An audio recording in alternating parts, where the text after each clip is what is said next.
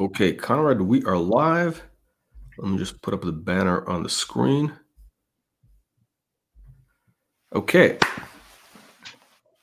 Welcome, everybody, to Wall Street Reporter's Next Superstock, a live stream for today, January 6, 2021.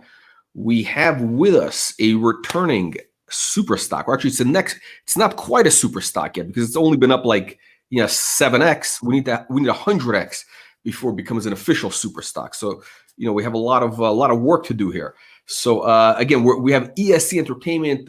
We first introduced this a month ago, almost at around a quarter. The stock hit a high of $1.97. We're back in an area where the company is ready to start the next big wave up.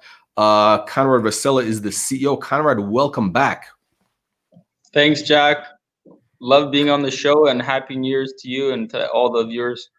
Happy New Year to you. Let's see if this is going to be the breakout year for ESE. I know you got a lot of exciting things. So I guess for today, the format is going to be we're going to have you do like a little presentation, and then we'll open up for Q&A.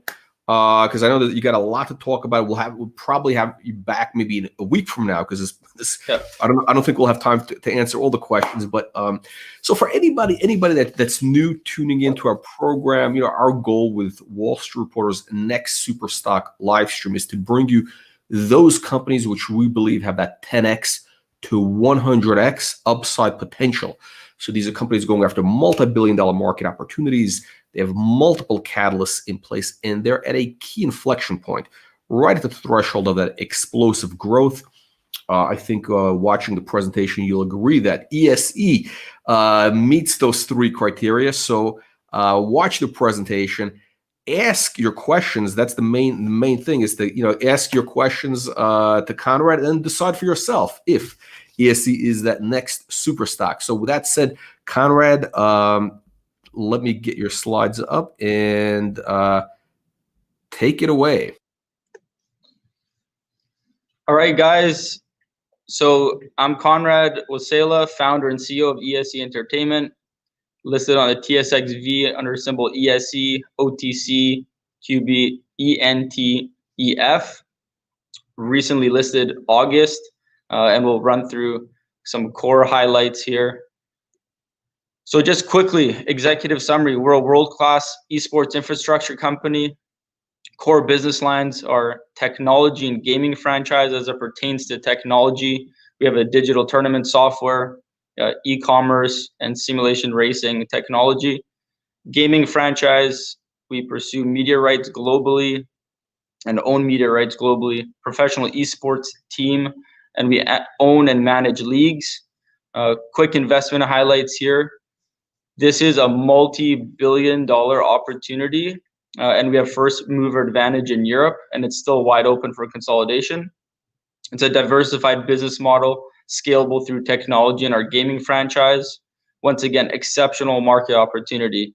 It's a mega trend, multi-billion-dollar opportunity here, and we have an extremely strong management team that I'll touch on today with 10 plus years track record in the industry. So the opportunity: there is no dominant infrastructure company powering esports.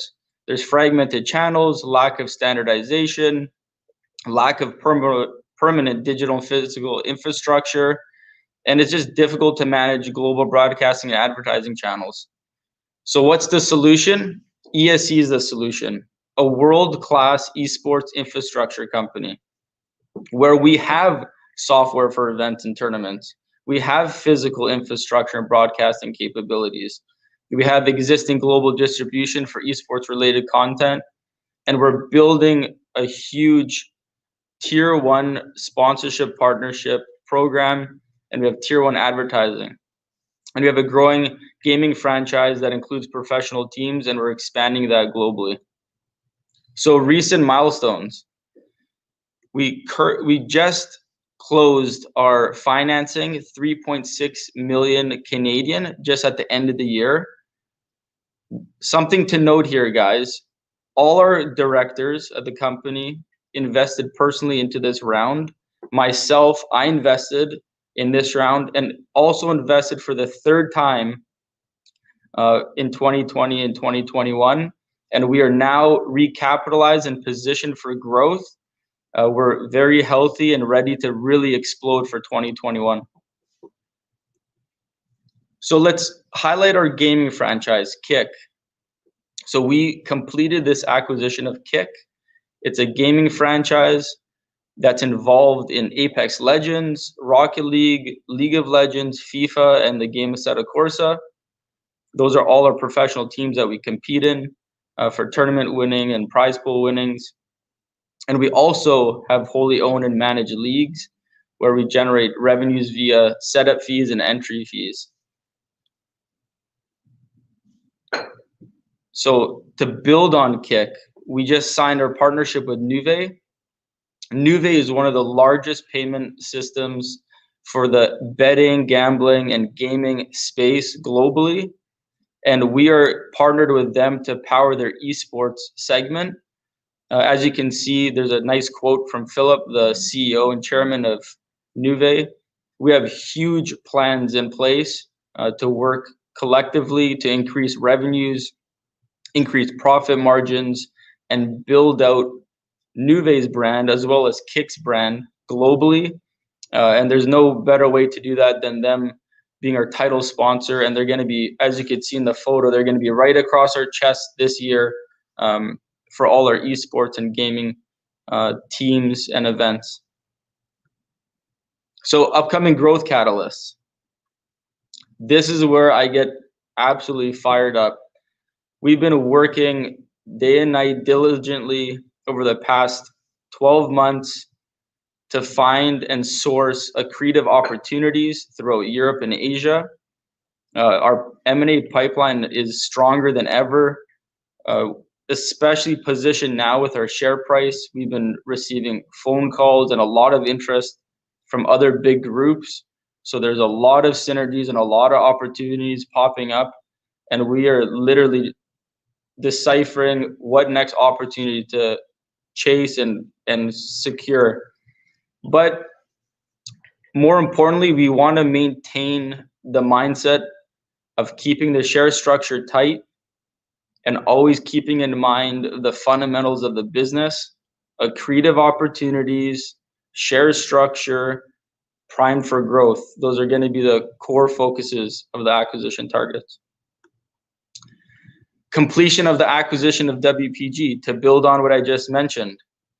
This acquisition is very important to highlight.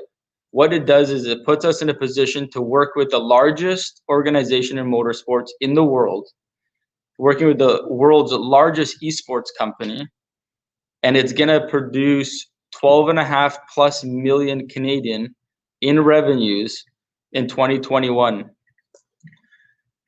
Once again, great structure. We structured this deal strategically to keep in mind all shareholders. We limited dilution.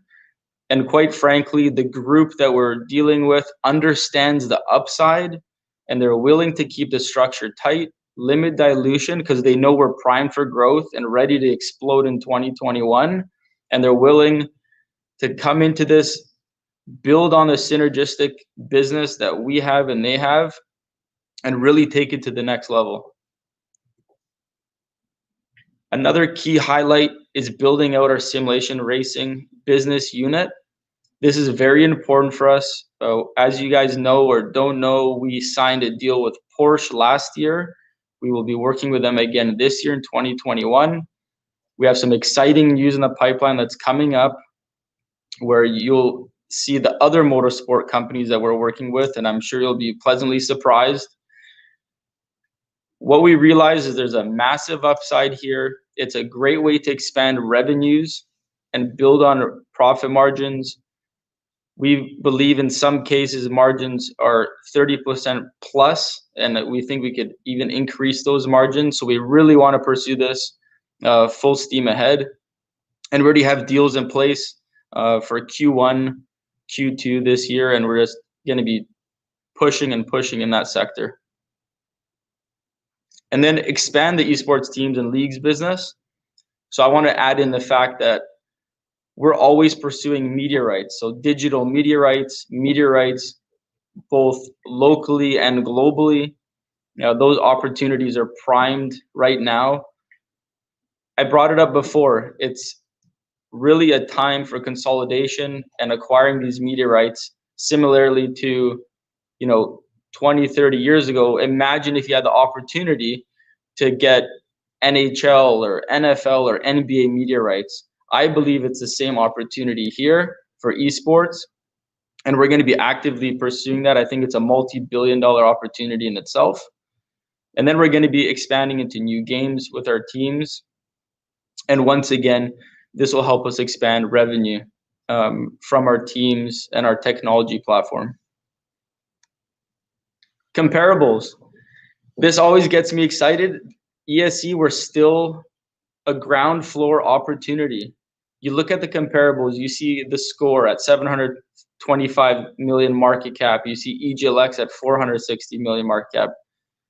I mean, this is a tremendous opportunity. This is $1 billion opportunity, and we are laser focused to be in the same conversations with those groups, and in my opinion, surpass them. So capital structure and overview. This is as of yesterday. We closed at $1.33 Canadian.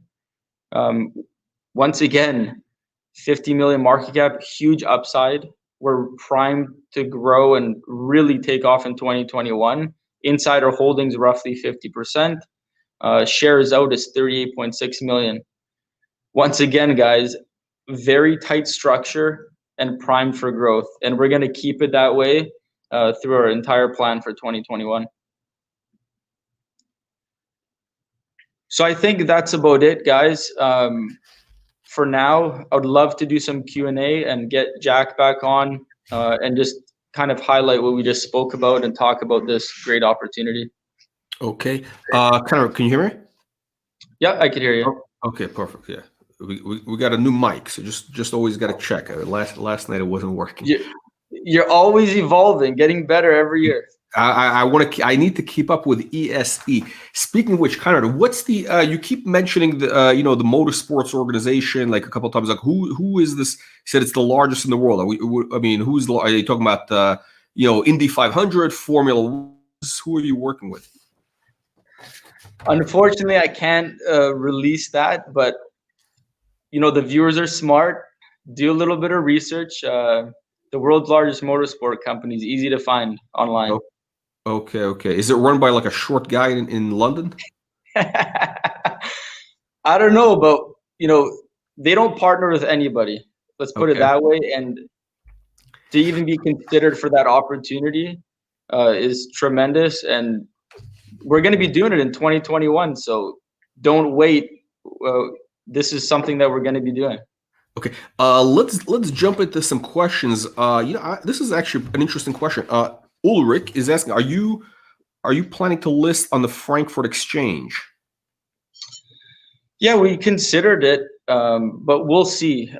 It's not a priority as of right now. We really want to focus on building the business and focus on the creative acquisitions. But we will definitely look into that, and our team will look into that. Okay. Opportunity. It's interesting because I mean, I don't usually think for every stock, but I think like in your case for ESE, it actually would be. I think you could get a whole new wave of buying because I don't think they're the Europeans are very into the esports. It's a theme that they'd be into. You're already in Poland right now, right? You have a big operation there, so that could be interesting. I know we're probably going to, I mean, speaking of Frankfurt, people are probably going to be asking, uplisting plan. I mean, I guess there's always uplisting plans for, Well, yeah. And to be honest, we work in Germany quite a bit as well. We have some collaborations in Germany, and obviously partnerships with Porsche go a long way in Germany. I mean, that's one of the most valued brands in the world and something that German market really values. Okay. Piotr, I think this is guys from the home country. Conrad, do you have any plans to expand into Dota or CS? Can you share some details on new games expansion? Great question, and dzień dobry, Piotr. So CSGO, absolutely. We're already in the process of looking into that. We just need to find the right team at the right time. We want to, when we go into that game, specifically CS or Dota or COD, I see another question here. We want to be one of the top teams in the world. So we're going to be very strategic about that. And it's just a timing thing.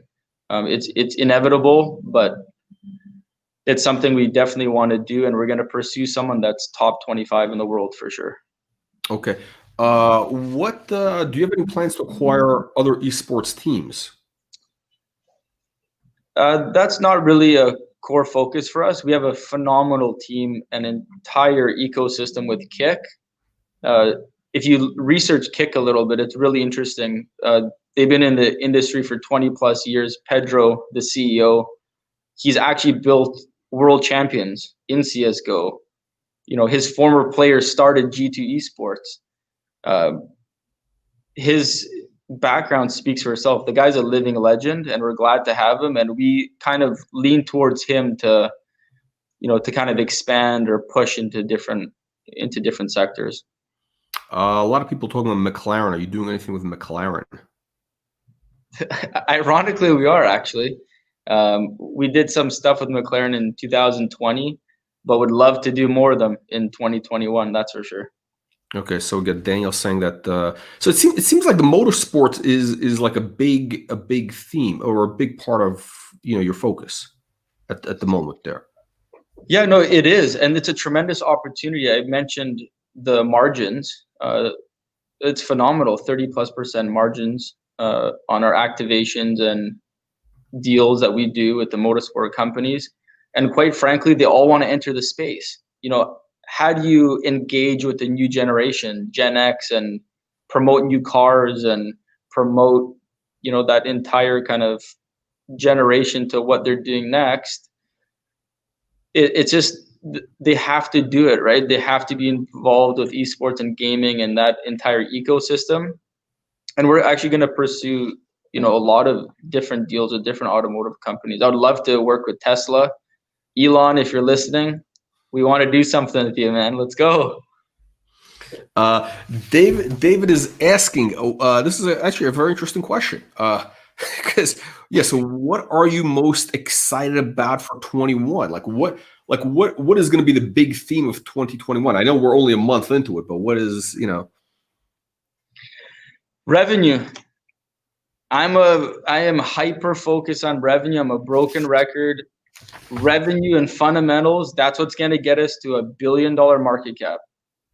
And that's what we're hyper focused on. And so to simply put it, the most thing I'm excited about is a breakout year getting to $1 billion market cap, but I understand that fundamentally we need revenue.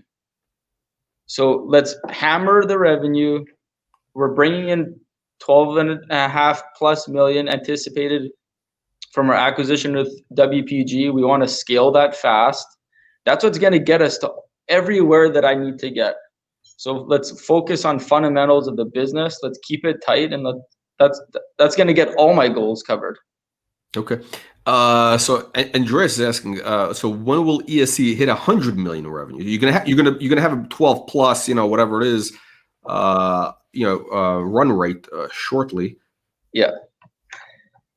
I think, you know, we anticipate to have 12.5+ million revenue this year and growing fast with synergies.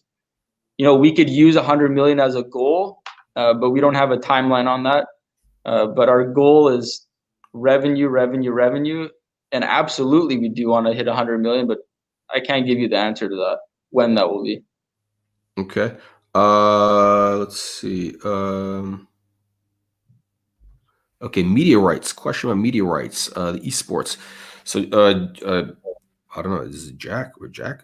He's asking, can you expand on what it means to acquire global media rights and what the revenue model looks like? How much money is there in media rights for ESE? So it really depends on what type of media rights we're discussing, whether it's content, exclusive digital media rights from the actual gaming publisher, or, you know, acquiring a new territory for a gaming publisher. and handling all their media rights in that specific region or country. Long story short, to simplify it, what we've seen through deals that we've done in the past, typically, if you have the digital media rights from the gaming publisher secured, exclusive, you can then have about a 3x to 5x multiple on sponsorship and future revenue growth versus if you did it without the digital media rights. So that's kind of the baseline that we use right now, the metric that we use right now. But it's a little bit more of a complex question that has some variables as it pertains to region, country, etc. Okay. Let's see here. Somebody's asking about Valorant. You doing anything with Valorant? You know what? Not yet. We actually did a little bit with Valorant last year with our online tournament platform, and that was in Southeast Asia. But it's not a focus because we're heavily committed to the game League of Legends already, and we have a great partnership with Riot. That's why I could see them asking why not join into the Valorant conversation. But we just want to build out the League of Legends team right now and get into tier 1 as fast as possible. Jordan's asking, can you talk about Sony Music? What's happening there? Sony's great. We did 2 activations last year. So an activation just means, we had 2 kind of celebrity gaming streams with them last year, and we're looking to build on that.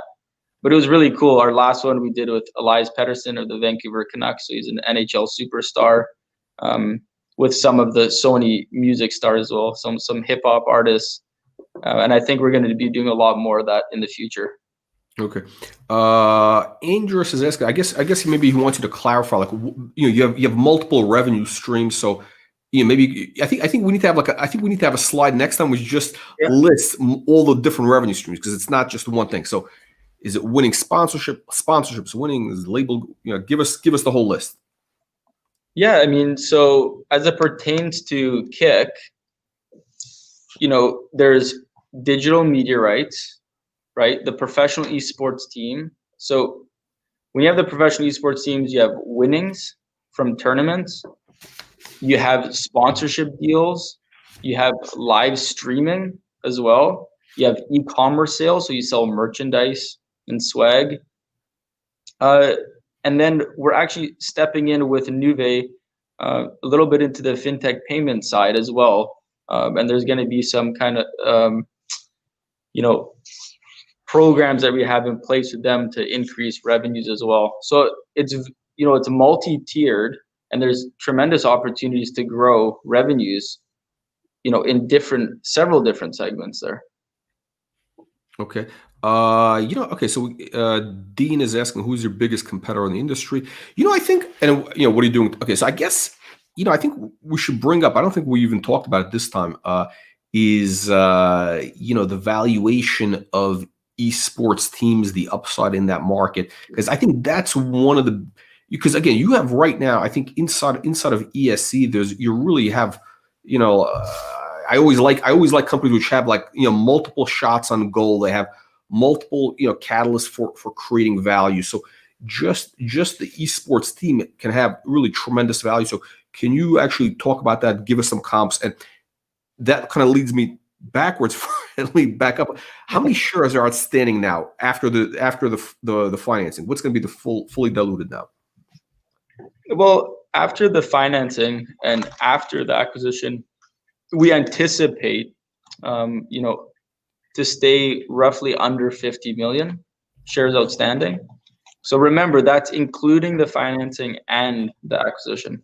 So we're still very healthy, very tight, and once again primed for growth. What could the Kick be worth? I mean, as a standalone business. I mean, and where can you take the valuation? And give our audience some kind of, for comparison, some of the multiples, the valuations in the space. Yeah, it's really interesting. Forbes just came out with an article at the end of 2020 valuing the esports teams, and they highlighted the big groups like Cloud9, FaZe Clan, T1, etc. And it's really interesting because that's $1 billion opportunity in itself. They're valuing those groups upwards of 400 or 500 million US dollars, and that's now. There's still huge upside. These groups could be worth billions in the future in a hyper growth sector like esports and gaming. There's only upside there. So where does that put Kick? That's our goal, is to get onto that Forbes list in 2021 and to be in the conversation and be worth potentially a few hundred million. And who knows, right? In the future, this is such a hyper growth market. I really believe this is the next wave of pro sports. I played professional sports myself. You see the valuation. The New York Mets sold for several billion. The Golden State Warriors, several billion. All these pro sports teams, the Dallas Cowboys, they're all worth billions of dollars. Why can't esports be the same? I think it will be, and I think there's more upside. It's a global play. There's more viewers. Yeah, it's a global play. It just makes logical sense that once you build that tier 1 brand globally and you could participate in more games, more countries with less restriction and regulation, I mean, I'm all in. Obviously, this is $1 billion opportunity just on that segment alone. Yeah, so there's right now, I keep reading that there's more viewers for esports than there are for professional sports right now. So, that's really where things are moving. It tells you everything. You look at platforms like Discord, they're built for gamers. These are groups that are built for gamers. Twitch, same thing, live streaming for gamers, chat rooms for gamers. These are multi-billion, $10, $20 billion companies basically overnight because of the power of this sector. And it's going to be the same. If you're outperforming viewership, guess where all the sponsorship money is going to shift to? Guess where all the viewership is going to shift to? Guess where all the commercials, everything, it's all going to shift, and the media rights, it's all going to shift to esports and gaming to cater to the next generation, Gen Z, etc. That's the opportunity. If the Super Bowl is getting outperformed by, Fortnite tournaments, where do you think the money's going to go? Coca-Cola and Red Bull and everyone's going to say, I'm not spending $100 million for a 30-second commercial. I'm going to jump on the League of Legends tournament or this tournament or Dota or CSGO and 10x my money because I'm going to have 10 times the viewers. Yeah, I think in the last, one of the recent earnings calls from DraftKings, I think it was the CEO said that he's expecting betting on esports to become huge. Like maybe, I don't want to say outpace professional sports, but it could potentially. If you kind of read between the lines, he's expecting esports to be, let's call it very big. So. Well, and one thing to highlight here, Jack, what's COVID proof? Right. And if I'll tell you one thing I don't have the answer for is, when's this whole COVID situation going to settle down? Nobody knows, but it does not affect esports. Esports is going on an upward trajectory. So it just makes sense. Okay, so I guess Dunks asking thoughts on the heavy competition in esports, TSM, Cloud9. Any plan on differentiating yourself, growing a brand that fans will eventually admire? That's the branding. What are you going to do to build a brand? Well, I think we already have a very solid following, but it's getting that following to grow in other countries and getting that global recognition. We know a lot of those groups. We work with them. It's actually funny you mentioned G2 and Cloud9. When our superstar Pookie, League of Legends player, he went viral last year. All those groups that you mentioned were reposting him and tagging him in photos. So there's definitely momentum. People know who we are. The founder of G2 Esports is actually a former player of the CEO of Kick. So nice little trivia question there. Conrad, you know what I always find interesting about this whole thing with sports teams or whatever is that the all of a sudden all you need is just one good a good season or whatever it is, and and all of a Oh yeah. sudden you win it's the valuation is completely transformed. I remember like it used to be like the LA Clippers was always like considered like nobody even knew who Yeah. they were, and or even the Sacramento. You have all these teams that can come out of nowhere. Like one day they're like number 50 or whatever, and next thing you know they're worth $3 billion. And that's the exciting part about esports. There's more players and more talent coming out all the time. We're always looking for talent. I used the example of Pookie. He went viral. It was instant, right? He went on a big run in the European Championships for League of Legends, and boom, he's everywhere. All those big groups, those Forbes top 10 list groups are reposting him, talking about him. It literally happens that fast.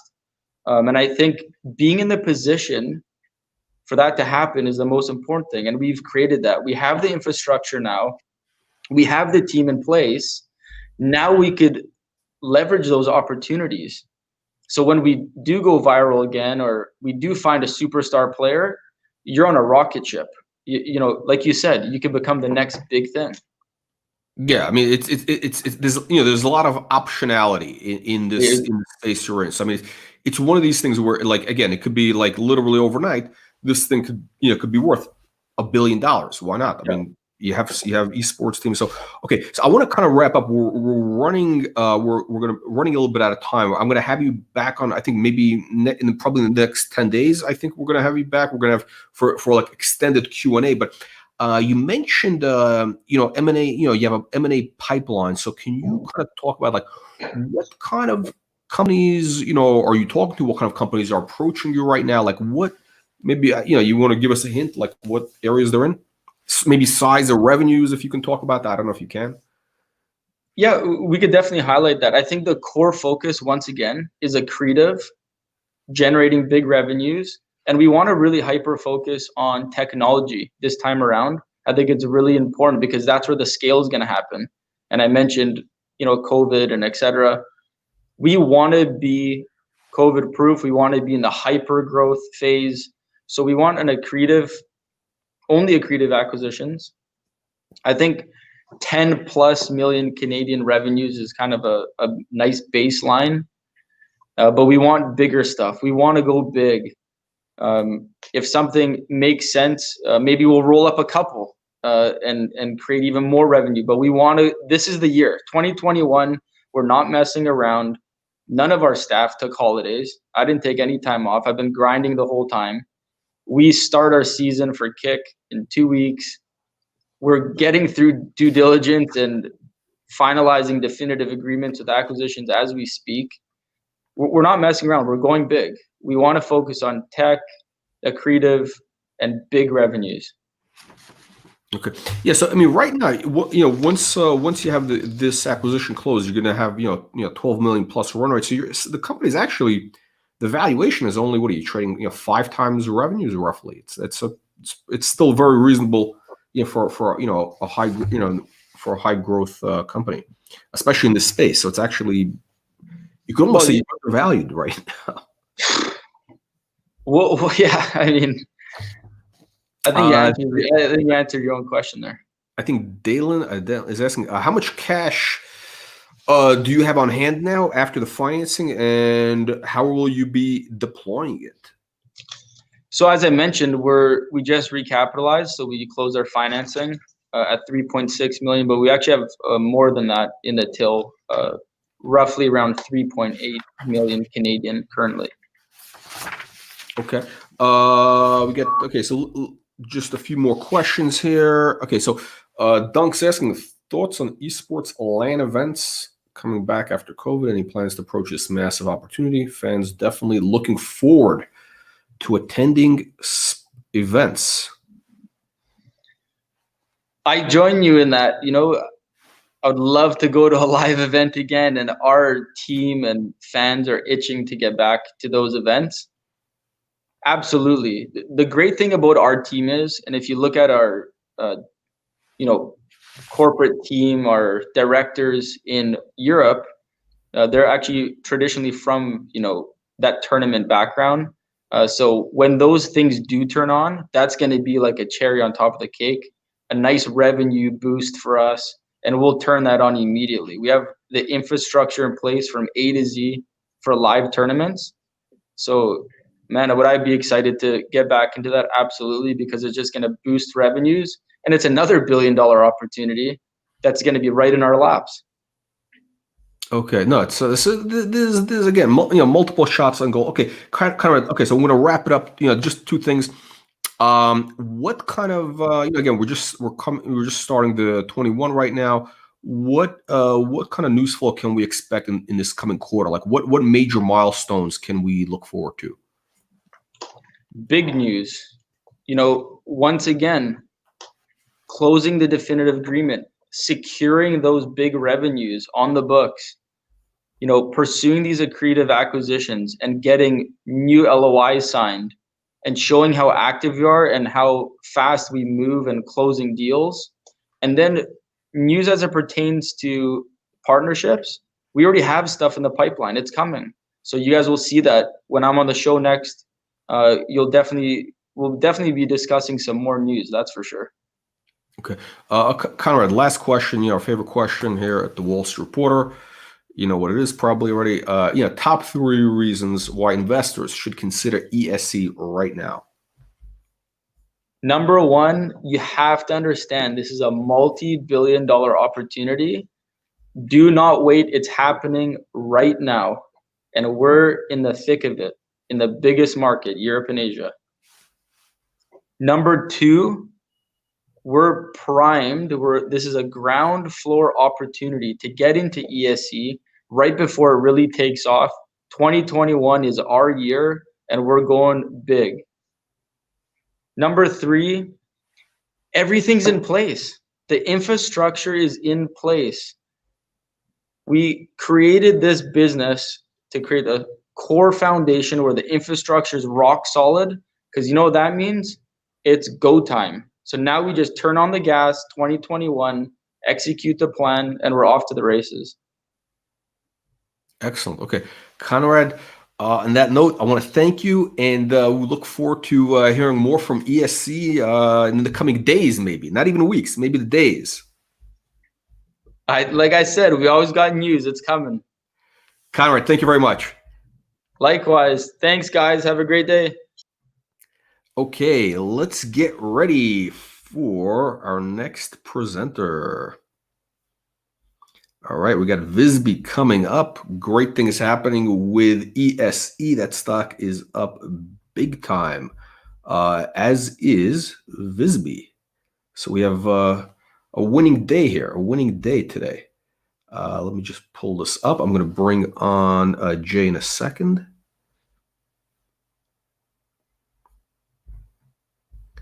Okay.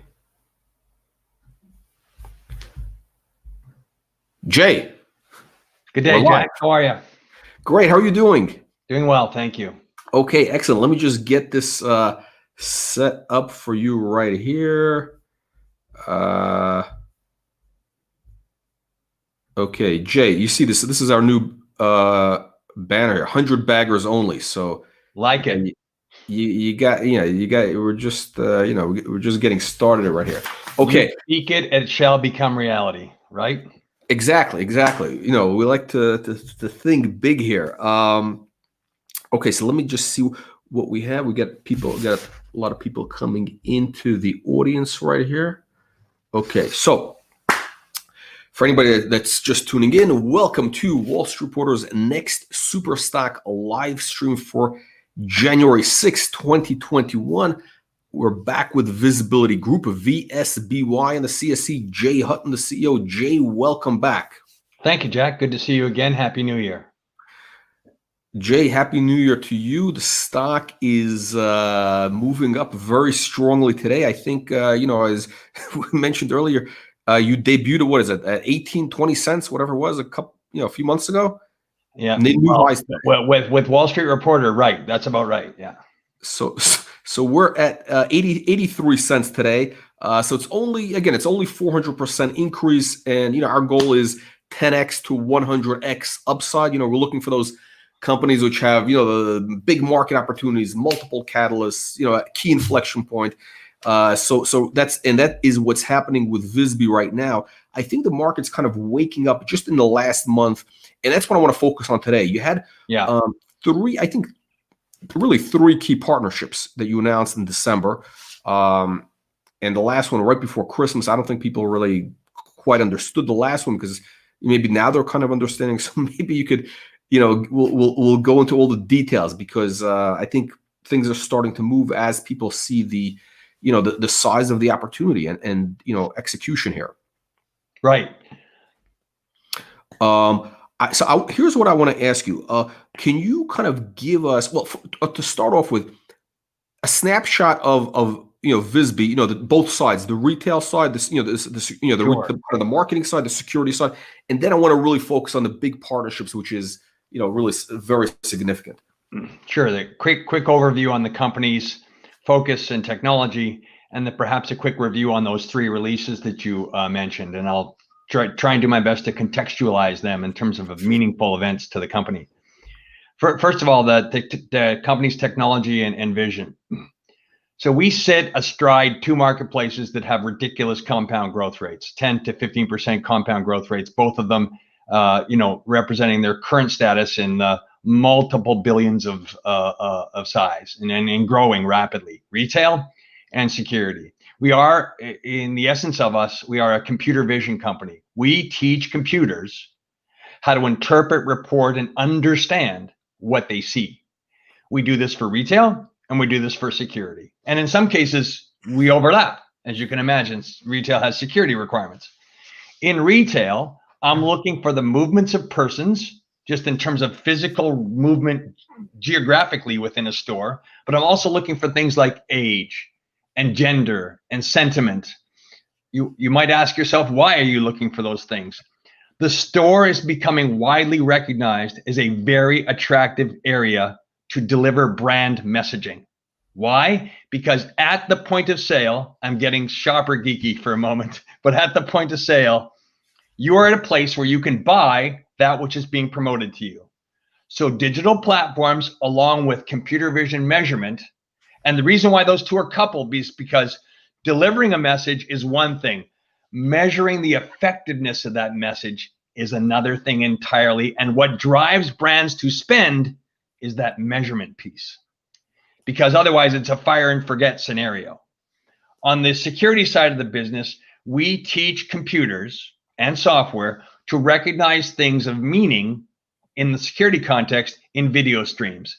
And things of meaning in video streams might be a fire, a car accident, an individual that is wanted by law enforcement. We call it POI, person of interest. A weapon seen in public space. Crowds running from left of frame to right of frame. All these taken together. I think people need to see the video demo that we've had in the past. If they see the other videos, because when they see it, they'll get it right away. Because I think they got to see the. So the main thing, I think the key takeaway is, we keep talking about this, the store, that physical store that companies retailers are monetizing. That's, the traffic flow into the store, the square footage of the store, with really with your technologies. This is becoming like a big theme, and it's a multi-billion-dollar theme. It's not. It's sat in the realm of conjecture for probably 3 years. And our investments were, the brand would come in, Bear might come in, and they might say, we want to try this at CVS across 200 stores. We're not quite sure if it'll do the job. It outperformed everybody who said that, the best possible scenario was exceeded. So now, and that, of course, that scenario applied across multiple brands, Unilever, Procter & Gamble, Johnson & Johnson, Coca-Cola, PepsiCo, the biggest brands in the world. And now, without any conjecture, the store is incredibly valuable as an advertising medium. So what's happening is stores are now teaming with us and with brands to create platforms in stores that drives media. Now it's a channel. The internet's a channel, broadcast media is a channel, print is a channel, but this is a brand new channel that previous to this has been unmonetized. So there's an enormous opportunity here, of course, and that's supported by some of the stuff we've done in the last 90 days, which you referenced earlier. I think we had somebody one of the comments early on, maybe about a month ago, somebody said something very interesting. They described your technology as sort of like a Google, what is it, AdSense they call it, Google Ads for the physical world.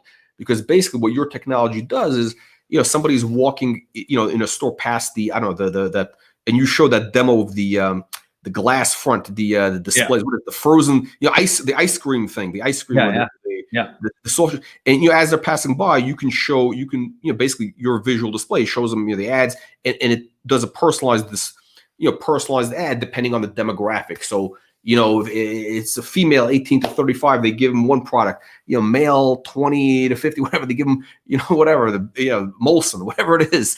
They can personalize it and drive sales. So it's a massive. All of this made sense on paper, right, Jack? Everybody that understands this category kind of sketched it out and understood that if we were able to have a platform that does this, it could benefit by creating more sales lift. Well, then we deployed it and we discovered that our estimates were wrong by orders of magnitude. So the lift is the sales trajectory velocity increases between 35 and 45%. Direct mail is 2%. Couponing is 4%. So we're talking about something that is off the charts more successful than anything else that's been applied. So Jay, okay, so first let's do a snapshot of the economics, and then we're going to dive right into updates on everything that's happening with Modelo, with all the new deals. So the economics, the potential you can generate per store, and I'm only talking about this retail. We're not talking about the security side of the business, just the display side, the display ads side. In the retail side of the business, there's 3 critical real estate locations within the store that are valuable to us, arguably 4.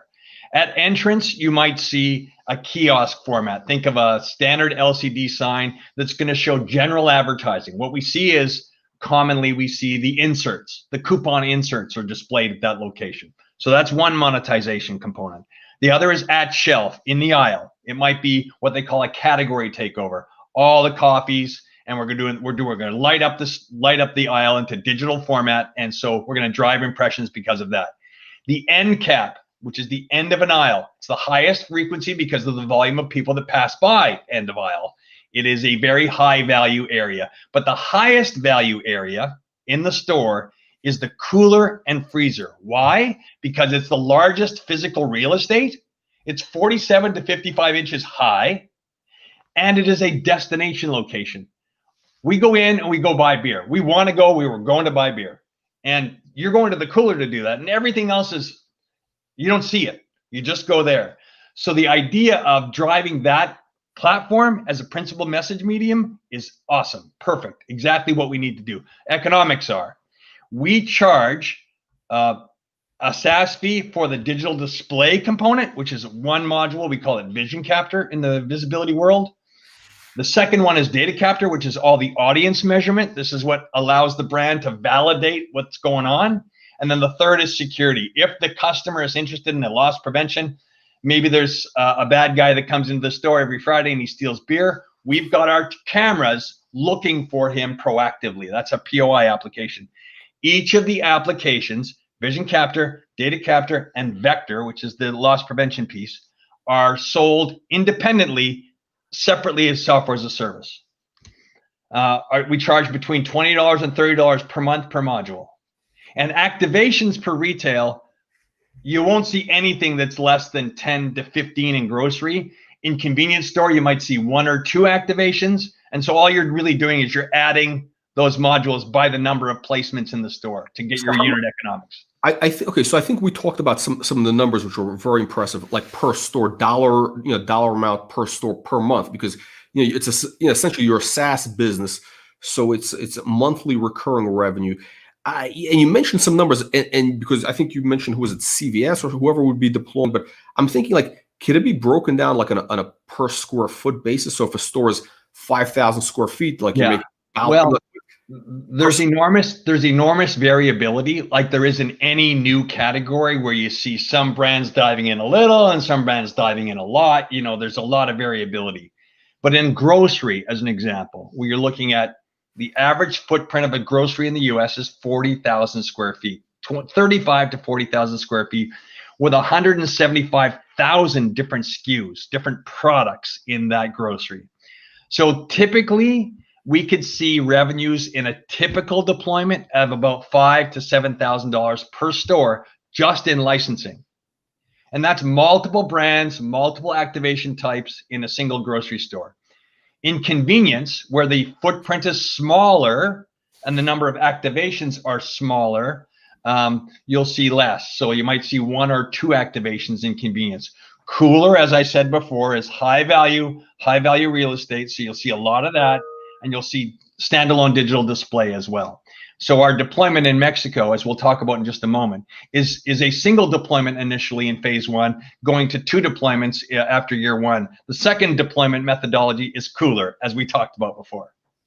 Okay, so in terms of the dollar amount, so like, okay, so actually we got a question coming up here which ties into, I guess, where we were going.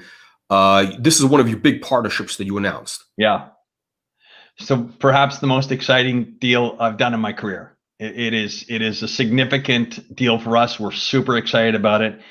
And we have— What's the dollar size? What's the dollar potential of this? Let's start with that. Well, I want to clarify, there's 2 streams of revenue from this deal, which is atypical for us. We have a license revenue, and because we're playing a role in generating the media sales, we're encouraging brands to buy this network. We get a participation in the revenue stream from media as well. Both of those revenue streams sit north of the 85% gross margin category because they're both, they both happen to be very high margin. But in the media side of the business, the group, and we're splitting our revenue with Grupo Modelo, which is ABI, our local partner, Retelligent, and ourselves. We split the media revenue with them, and in the first year, that gross media revenue is around 20 million. In the second year, it's 25 million. Third year, 83 million. Fourth year, 100 million, 137, etc. So it's growing pretty rapidly, and our participation in that is 33% because we're sharing that revenue. We separately have a revenue line for software as a service, separate revenue line, not shared with anybody. That's we'll generate between $10 and $15 per store. So in the first year, that's $100,000 a month based upon the deployment cadence, $150,000 a month, and it grows to over $1 million a month in year 5.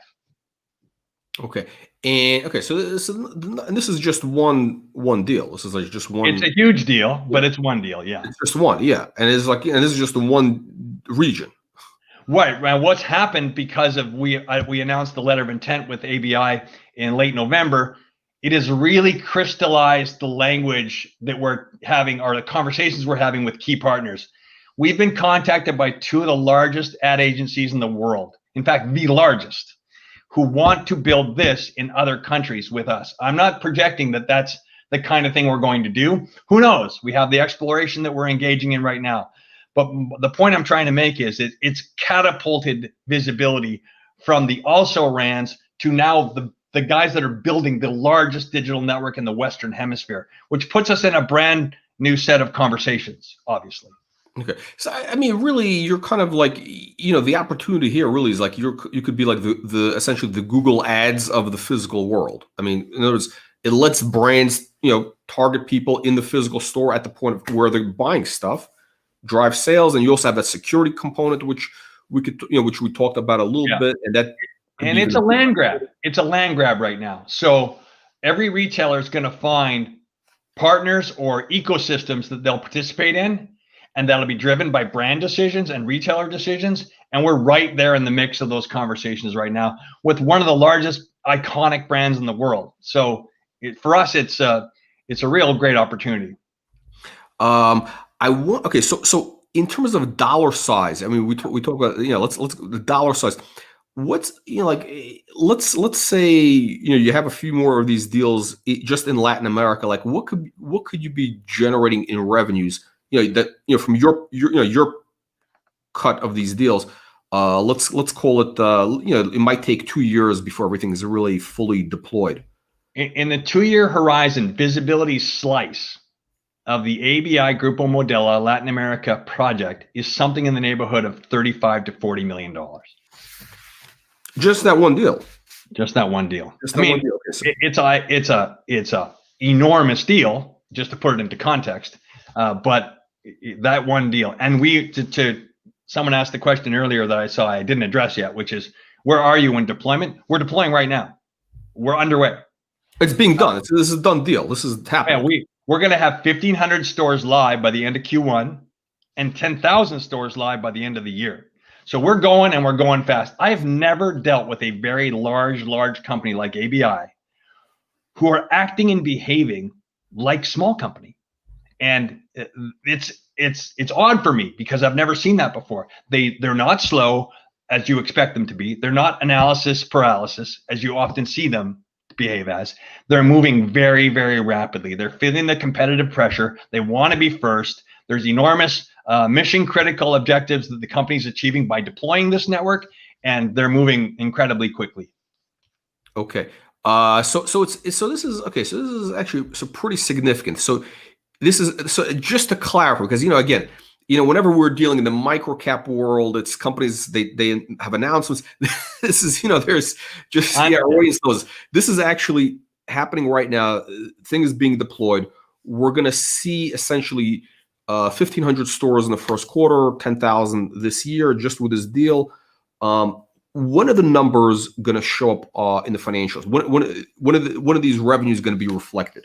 When can we start seeing that? We're gonna book a lot of 21 in the Q1 because we're a SaaS company. We book 12 months in advance, and then we recognize on the month-to-month basis, right? That's a financial construct. It's IFRS accounting guidelines, but that's exactly how we do it. So we book the projected value of year one, and we'll book that in Q1. So I'll have a bookings. Think of it as a backlog. And then I'll be recognizing revenue based upon the actual deployments that we've done on a month-to-month basis. That's for my SaaS revenue line. My media revenue line will be combined with others in a single cooperatively owned organization, and we'll be pulling off our share of those revenues accordingly. And that'll probably trail by a quarter because of the accounting involved in that. But what's nice about media, actually, we're benefiting from both of these things. Software as a service generally gets paid for in advance. It's a beautiful thing. Media also gets paid for in advance. So we've got these two revenue lines. Good cash flow. Fantastic cash flow, yes. And for a small company, that's everything, right? Yeah. Oh, one thing you should also clarify is that I think people are going to ask, okay, in terms of scalability, I think a lot of people, just to clarify, you're not getting involved and you don't have crews of guys installing this. You have partners who do this. That's right. You're the business. Right. I'm not Pollyanna about this, though. I'm an operator by nature, so I sweat everybody that's involved in every part of my execution, if you know what I mean by that. So we get involved in ensuring that the proper decisions are made with respect to local installation, partners in country, and that sort of thing. So even though we don't do that, we're intimately involved in those decisions. It is the biggest challenge of this whole deal is executing on the very tactical pieces of it, installing a screen, installing a camera, that sort of thing. Okay, so you have, so that's Modelo, and you also had, so the one, so should we talk about the Westrock, or we got? Let's talk about Westrock, because that deal, I don't think anybody understood what that was about. That was right before Christmas. Right, I will do that. I want to make one last comment on Modelorama because this is critical and investors want to know. We announced a letter of intent. We'll be finished our definitive this month. It's moving that quickly. And I had projected 90 days to finish the definitive, and we'll be done this month. So, and that speaks not to our agility because we're agile, but it speaks to their desire, ABI's desire to get this done and get this done quickly. Westrock, we've actually been working with Westrock for 2 years, and they're a very large company. And just in the same way that I was applauding ABI for being fleet of foot and agile and small company-like, Westrock isn't that. They're a big company. They're an S&P index company. They're a $17 billion, I believe, New York Stock Exchange listed company. But they have a, they used to call it in business school, this is a extermination event. They're a paper company. If you don't figure out a way to become not a paper company as the entire shopper experience is inflecting, you're dead. So they're a packaging company. Their biggest customers are Coca-Cola, Bear. Think of all the major brands you know of. But those brands, in addition to coming to them for packaging solutions and that sort of thing, they're now saying, we want you to build display solutions for retail. They've always done display, fabrication, building custom display, but now that display, Jack, is digital. Everybody wants to buy digital. So everything we're doing with Westrock is basically functioning as their digital arm. It's an exclusive relationship. They bring to us a ton of large brand relationships that are multi-year in nature. And wherever digital is involved, we are brought in at the sale. So it's executive to executive. It is as if we're one combined team. It's very collaborative, and we're helping them enormously. And so just to clarify, so what do? They make the paper displays right now in the stores, like signage? Exactly. We've all seen their stuff, the M&Ms, the beer, the light bulbs in DIY. They build all of that, and they're the largest player in the world to do that.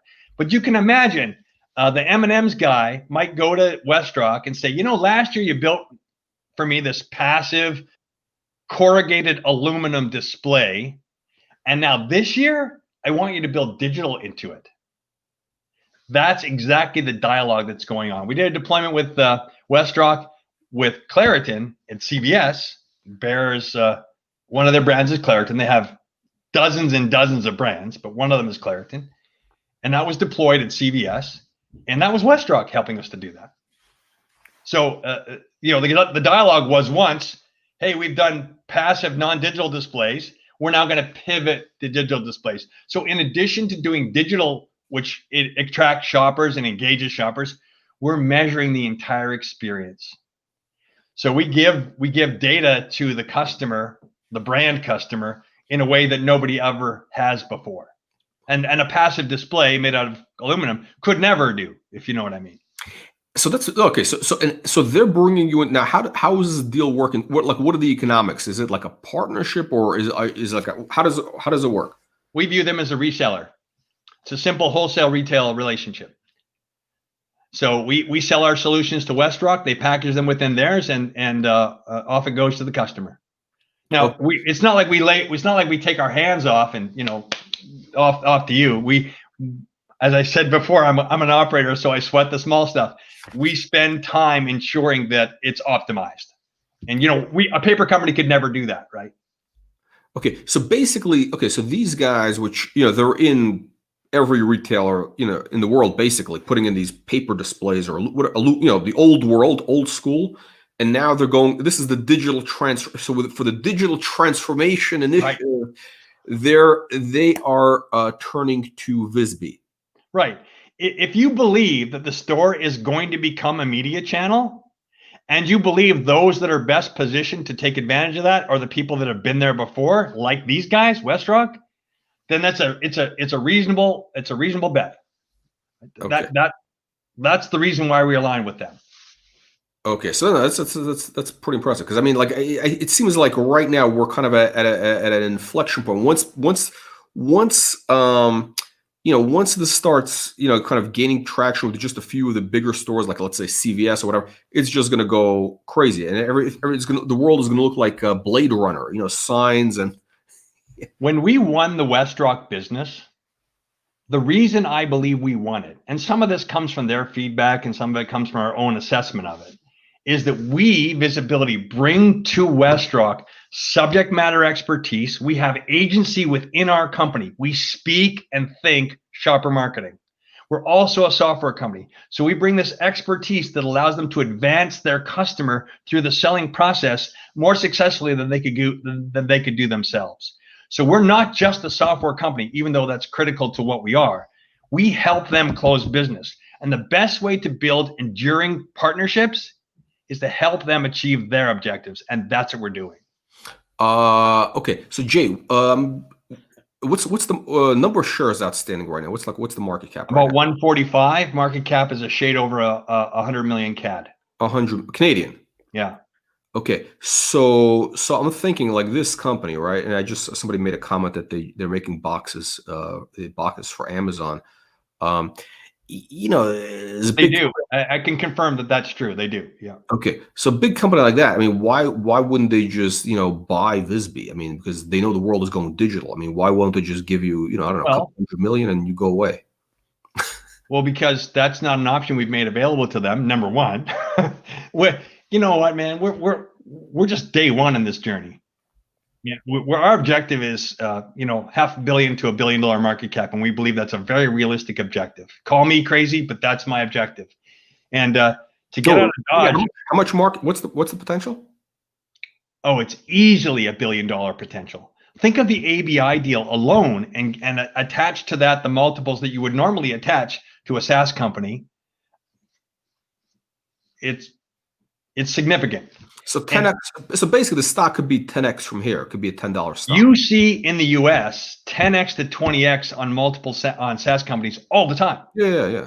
And this is a little bit more difficult. I think this is a little because like there's a bit higher moat here than traditional type SaaS, which is just software or whatever. Salesforce. This is a little more. There's a lot more stickiness in your business. There's more stickiness because getting here was a lot harder. Yeah. There's a lot more moving parts. There's a lot more behind us in terms of the defensible strategy, if you know what I mean by that. It's much more difficult to replicate. In fact, I'm not going to name the brand, but a brand recently came to us and said, you know what, guys? We cannot do this. We have almost unlimited resources, almost unlimited desire and objective, but we've decided that there's so many moving parts in doing a simple digital activation in retail, getting the retailer aligned, getting the brand aligned, getting the physical space, running electrical, internet access. Think of all the pieces. We'd rather just give it to you. And that was a proposal that came to both us and one of our significant partners. More of that will occur. And we figured it out. We figured out all the pieces. And that's a comment I made about ABI, even though I keep going back to that. The ABI deal demonstrated to the marketplace that we figured out the Rubik's Cube. We've understood the puzzle. And we're getting credibility and legitimacy because we've got that puzzle figured out. Because nobody thinks that ABI would do a deal with us had we not figured it out. Okay, so basically, I mean, the company right now, there is really right at this point, there's a runway to being a $1 billion valuation. A legitimate runway, yes, absolutely. So yeah, it's a big deal. I mean, because again, it's interesting. Like there's a lot of SaaS companies, and I think I have to emphasize this point is to do what you do. The business, it's a very physical business. There's a moat. There's like a big moat. It's not like somebody can switching from I don't know whatever. I don't know. I use different SaaS things all the time. I could switch from one to the other tomorrow. Like I use an email program. I could switch from MailChimp to whoever. In a few hours. You can't really switch with the thing that you're doing. I like to think of myself, perhaps egotistically, as a bit of a student of this stuff. I love the strategy. I always tell my team, let's play chess, not checkers. But what I think of is we've got sustainable differentiation, not because of the things that we've done, although partly in technology, you got to move fast and you got to keep pushing. But what we've done more than anything is demonstrated to our major partners, Sensormatic, Westrock, UST Global, ABI, that we are basically irreplaceable. The skill set we bring, not just the software, but the skill set and the subject matter expertise we bring makes us irreplaceable. That, in my opinion, Jack, constitutes sustainable differentiation and a moat. Yeah. I mean, it's almost like the old thing back in the day. They used to say nobody ever got fired for choosing IBM. So you're like the IBM, essentially, of this new emerging space of the digital. I think we aspire to be. Yes, I agree. Let's. Okay, so Chris is asking. So we didn't talk about Imbera. So just mention the Imbera deal because that's very interesting. This is the displays on the coolers. Coolers and freezers. Yeah, we've done this before. We've done that in proof of concept modality. Testing. We've done a deal now with Embera where at factory, we deploy a combination of hardware and software which achieves the objective of taking the cooler and turning that into a digital platform, a transparent digital platform, so that you can see through it to the product, but you can also display upon it. It's got embedded camera technology to deliver all the analytics that I've been talking about. And that's a deal that they're extremely excited about and we're extremely excited about. If you're in the cooler business, in fact, I was talking to the CEO this morning, and he said, my biggest problem is my business became commodity overnight. You, Jay, and your company represent my ability to get out of commodity into the differentiated world again. That's why we're important to them. So it's an exciting opportunity for us, and we're not done in the cooler space. There's more to come.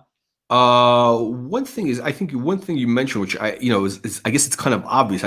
Until you brought up, I didn't even, is that you said that the cooler, that the big glass displays for ice cream, that is the biggest kind of opportunity for ads inside of a store because it's so huge. Right, exactly. And well, it's big. It's physically big, 47-inch to 55-inch, and it's a destination. People go often, not all the time, but often they'll go to retail to buy a case of beer or buy a bottle of water. So I'm not looking at other things. I'm not looking at the coffee or the meats or anything as I'm making my way to the cooler. I'm going to buy a case of beer. So because of that, that platform turns into a destination media choice. Now you can sell it as destination media, which increases the value of it. So there's a real opportunity here.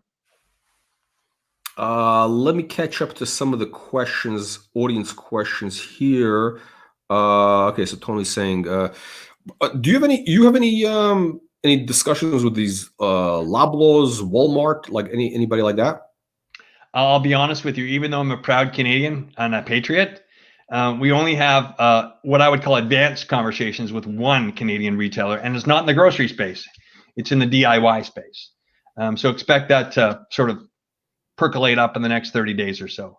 Our focus has been very large US retailers.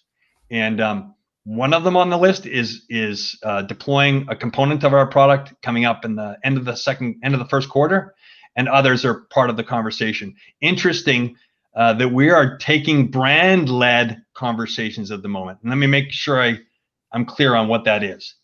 A brand will bring us into a retailer and say, I want to deploy this retailer.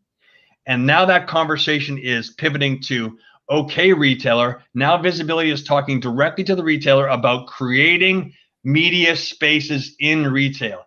That's when it gets super strategic. So just a note to the shareholders, how we're going to do that is not VSBLTY alone. VSBLTY is going to team with our longtime partners, Intel, as an example, just as an example, and maybe some of the largest media agencies in the world who control brand budget, and will develop that capability for US and international retailers. Okay, so now somebody, I think you mentioned, is this what you're alluding to, like a beverage company? Could they be a potential advertiser that would say, okay, we want we want to have these displays in all your stores, so because we want to push Coca-Cola or whatever? I'm not going to confirm that particular piece, but yeah, that's the kind of thing that would be a perfect anchor tenant for us in the development and deployment of a media network. And they are non-alcoholic beverage companies. Think of PepsiCo, Coca-Cola, etc. They're very aggressive in their advertising spend, as we probably all know. Okay, yeah, and this would be really a game changer, because they would essentially own a massive, they would own a massive piece of real estate. I mean, if Pepsi, whatever it is, I don't know. I don't like Pepsi. I like Coke. But I don't drink soft drinks anymore. But like, it's sort of like, that would be a game changer. All of a sudden, they would own that space forever. It's not like the old school thing, which is a sign. It's like it would show ads, it would show, whatever. It would show. And it's extremely high yield.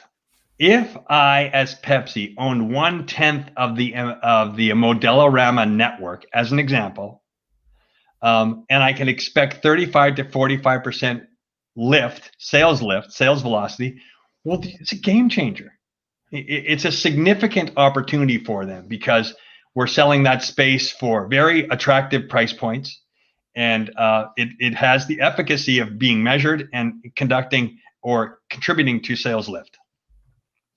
Okay, so what's your total booked revenue to date? I'm not sure what the question is. Is it the question is what's the total?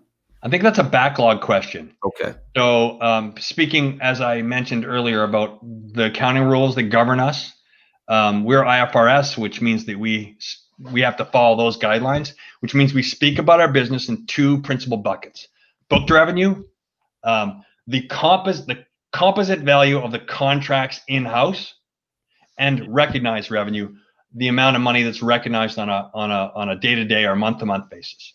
On a booked revenue basis, we will exit 2020. We haven't, of course, released 2020 numbers yet, but our projections were before in the neighborhood of 4 million in the booked revenue basis.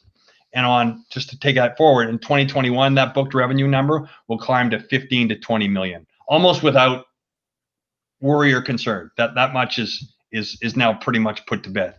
In terms of recognized revenue, I can't disclose for 2020 because that would be running ahead of the audit. But you know, we've had a significant inflection year, 19, and we're doing 10 to 20 times the revenue in 20, and then we'll do that again 10 to 20 times in 21. Okay. Cash at hand. Well, again, I can only answer as of Q3. Q3 was, we were, I don't know, 60 days on the back end of a financing for about 6 million Canadian. So we're perfectly fine in terms of cash at the moment. We have enough cash to get to an EBITDA positive number, which is exciting for me because that's what you look for. The other thing that I should mention is that we have a bunch of warrants that were priced at 17 cents with the previous financing, and those are coming in on a daily basis because we're significantly higher than that 17-cent strike price. And so we didn't need that money, but we're getting that money in now, which will continue to fortify our balance sheet and allow us to execute successfully in Latin America, among other places. Okay. Let's see. Okay. Plans to uplist. Oh, I guess it's a little premature. I mean, for NASDAQ or whatever, but like you could do TSX more or less soon. TSX.V. Sure. I don't necessarily view that to be an uplist. I view that to be a cross list. Yeah.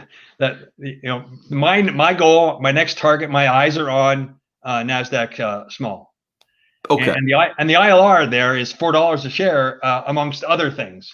So we've got a ways to go before we're ready to do that. But I'm a technology guy, and all my career, you kind of have to aim to the NASDAQ, which is what I'm doing, what we're doing. Okay, perfect. Let's see. It's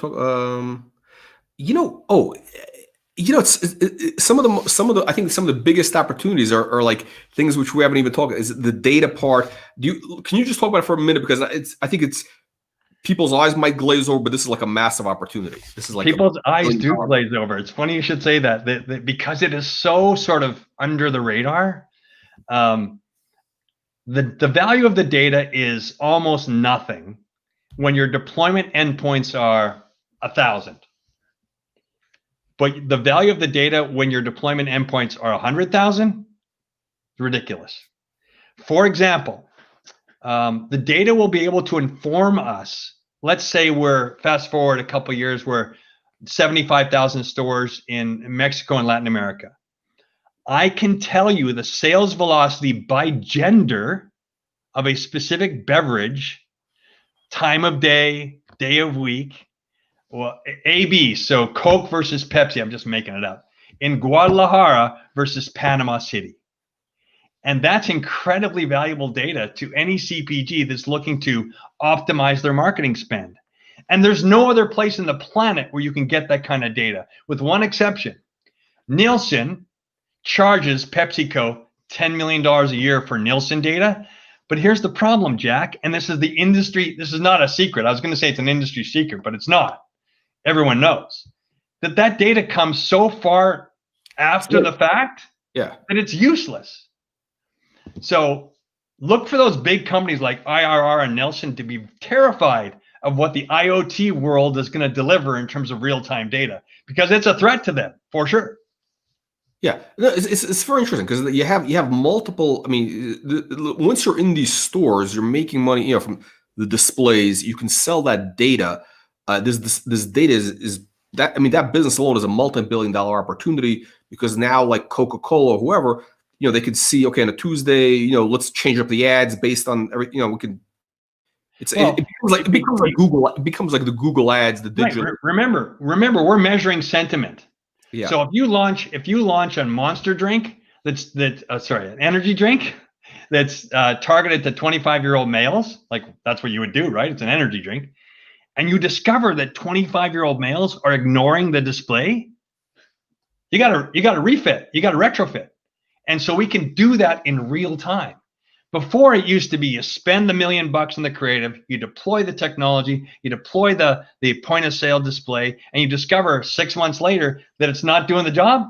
That was the old way. Our way is real time. I think what's really interesting is that right now, in ad agencies and the big agencies, everybody's so used to, like, now, digital marketing, where they can do these things in real time, get data in real time, make change. And now when they do stuff with stores, like they say, shit, we got to do this. I mean, this is like, and it looks, everybody in the agency business, they're all people, they're relatively young. They're people in their early 20s, right? I mean, I would think they'd be incredibly frustrated to wait for old data to come in. I mean, this is like, once they see this, they're going to like just, this is going to be, they're going to push to have VSBY. This is an extermination event for the agencies as well. So if they don't pivot, and if they're not able to talk this talk with their brands and retailers, they're gone. We've already seen enormous hundreds of millions of dollars of business be redirected from incumbency agencies to new agencies that get this stuff. So it's really a big problem for them. They got to figure it out.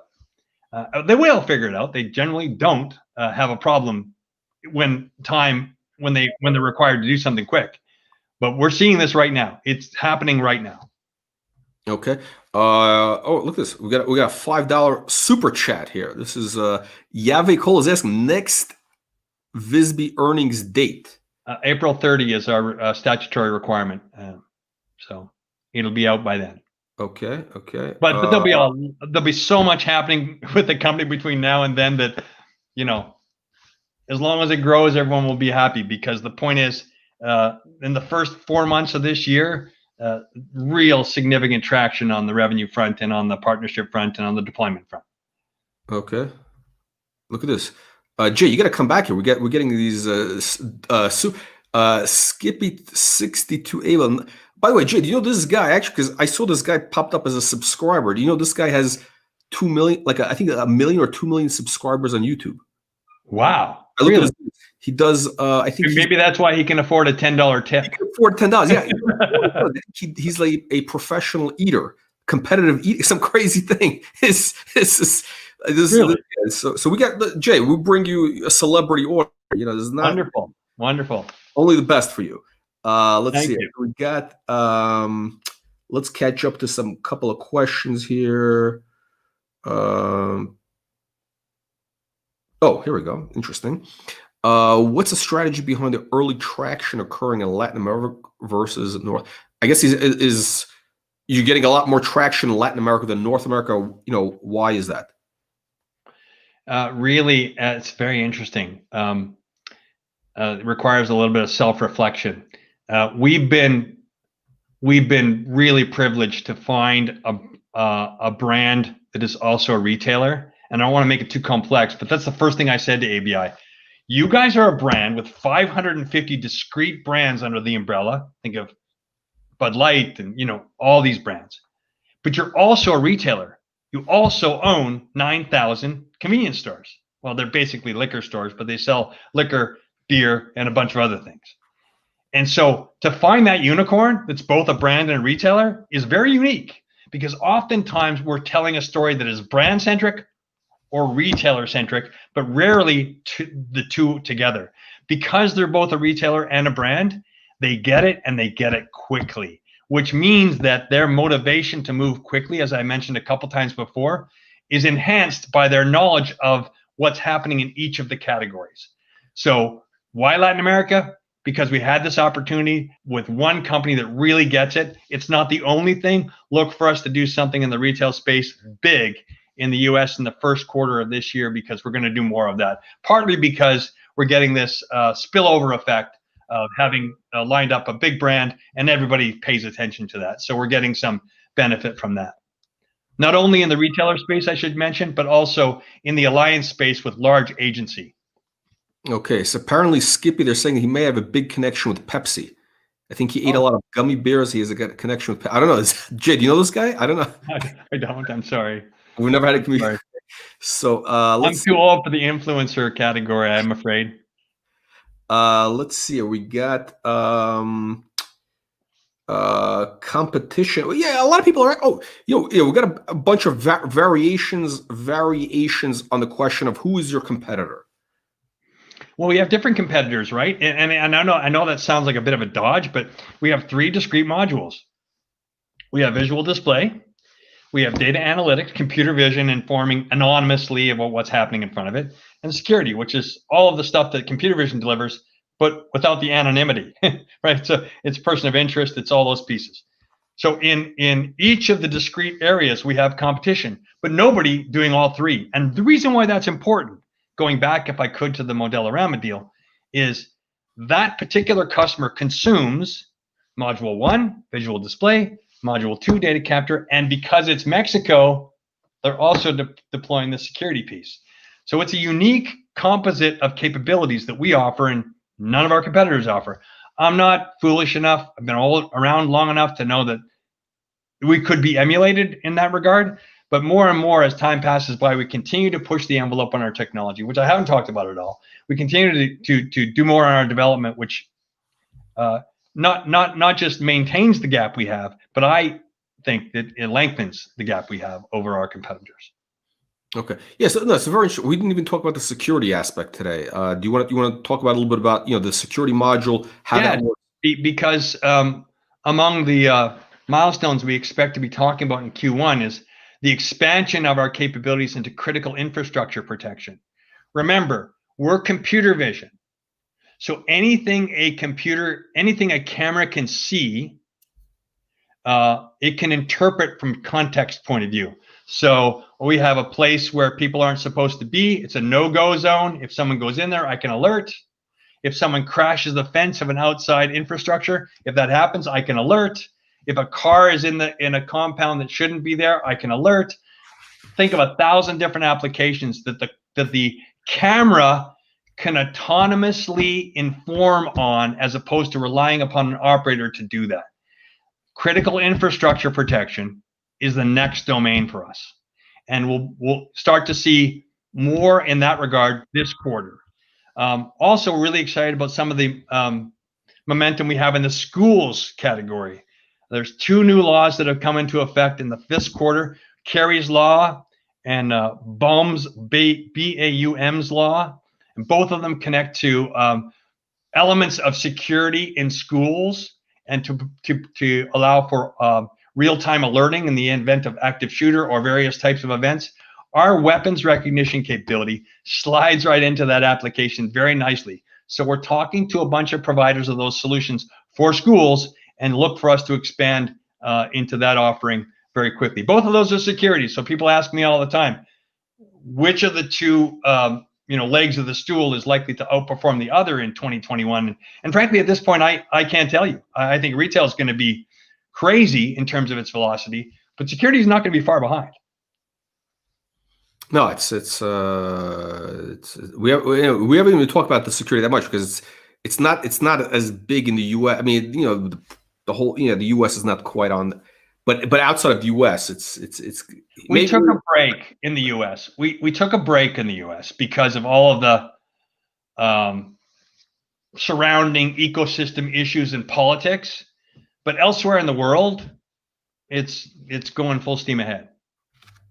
Sam is asking, what was the feedback from Claritin CVS from the digital? I'll have to defer on that because we've recently received consent from both to publish a white paper on that, which we're doing right now. So that'll come up quickly. And overall, the feedback was fantastic, unheard of before in terms of the value of the data. So we'll be capturing that in a white paper and providing that when that's finished. Okay. Mitch is asking, how will you collaborate or align with major ad agencies? Well, we've got this unique composite of personalities in our company, which includes technology people, software people, shopper marketing people, agency people, creative people. And so to an agency, we are sort of, we check all the boxes. And so we will provide bespoke custom capabilities to help them understand how and under what criteria you activate digitally in retail. So when we go to an agency with that high level value proposition, they immediately understand because that's precisely what their brands are asking them to bring. And they don't have that organically. Okay, we got a question about the casinos. You mentioned the casino, a casino initiative. Yes. Hopefully some news on that in the first quarter. We're planning some activations in that category right now, but have to be a little bit cryptic on that at the moment. But yes, securities in casinos and computer vision measurement of occupancy and mask detection and weapons detection are all relevant in the casino marketplace. A quick note on that, which makes us kind of a separate. Most of the solutions supplied to retail and to casino are cloud derivatives, which means that data is stored in the cloud. We don't store data in the cloud. We store it locally. And one of the things the casinos don't want is their data leaving their premise. And retail and various privacy commissioners have weighed in on this topic as well. Cloud is not ideal. And we although we can do cloud, it is an architectural option for us. We can also do fully premise, which makes us kind of unique. Okay, so Jay, okay, so to kind of wrap up here, 2021, this is basically the inflection point, the breakout year. I mean, maybe last quarter was the inflection point, but this is the hockey stick part. Is that agreed? Agreed. Yeah. What's going to be, let's say revenue run rate exiting 21? Can you make projections? With a new deal. We're guiding 15 to 20 million exit run rate for 21. Okay, 15 to 20 million, and we've had a couple of comments, people saying, okay, 20, these things could be worth 20x revenues, which is sounds reasonable for, especially for high growth, big moats, etc. So here's a question from Morpheus: what value would you consider as a buyout figure for market cap? I don't want to go into too much detail, but twice in the last 20 months, we've received offers, and we're just not here for the $100 million exit. And maybe that's foolish. And in the fullness of time, we may discover that that was foolish. I doubt it. We came here to do $500 million market cap or beyond, and we're basically not having those conversations. I'm 55. This is my last at bat, and I have a management team that's also pretty savvy and been around. We also are into this company in terms of real invested dollars and well into the 7 figures. So we're here for a large outcome, and we will make it happen. Okay, so basically something between 500 million and billion plus. So essentially, it's about $5-10 a share is kind of the area where you think the stock could be going in the next 12 months. I do, and I believe that's a realistic objective. Yes. Okay. No, I mean, listen, if you're doing 15-20 million in revenues in this type of space, why not? I mean, in today's world, I mean, it's the stock might get there faster. I mean, it's going to get there now. Okay, so let's see. We got questions. Let's see. We got questions here coming in. No, I think we're basically wrapping up. Okay, we got people buying stock here. Okay, wow. We answered this question. Okay, Jay, let's wrap up. Okay, in terms of news flow, what kind of news flow can we expect? The next let's call it 6 weeks, and we're going to have you back for sure. Before then, but what are we expecting? I think we'll be talking about getting to the finish line with a definitive contract in Latin America. I think we'll be talking about some critical infrastructure news. I think you're going to see some really, really important news with one of our co-development partners that's also we're going to be announcing a commercial integration, going to market together, which to me is really exciting because they're a very significant going concern. And a couple other revenue deals, but those are the three biggies: the ABI contractual finish line, some critical infrastructure pieces, and some co-development, co-commercial adaptations. Okay, so things are looking good. Okay, so Jay, to wrap up, again, our favorite question here is top 3 reasons why investors should consider VSBY today. Well, so I've said some of this before, and I said it in this conversation today. Number one, the inflection point. We all look for the diamonds in the rough, and we don't want to be too early, and we don't want to be too late. And I'm an investor too, and that's what I look for. And Jack, you've helped me with a couple of those, by the way. So I think we're at the inflection point. We're building the largest media network in the world at the moment, at least as far as we can tell with ABI. And that's, if there's no other reason, that's a good reason. And I think the third thing is the partnerships that we've crafted, both announced and some that are not yet announced, really identify the fact that this company is not here for base hits. We align with, we just announced a relationship with an S&P component, for crying out loud. So we do business with a lot of big companies. The good news is enormous companies that view us strategically. That's good. The bad news is they tend to be a little bit slow out the uptake. So you got to take the good with the bad, and that's important for us and a key component to our strategy. Okay, so I think this is very interesting. I think this is the first time that we really talked about the B word, the $1 billion market cap word. So the things are actually coming into into focus a little bit. We're getting a little bit of visibility now into the end game. I was a little shy about it at a $10 million market cap. I think we're starting to get some appreciation now that's sort of stepping up or catching up to what we're actually doing. Definitely. I mean, the recent deals, the traction, everything else. I mean, the moats. I mean, there's like all the all the important things are happening. So I mean, it's really impressive, and it's been happening quick.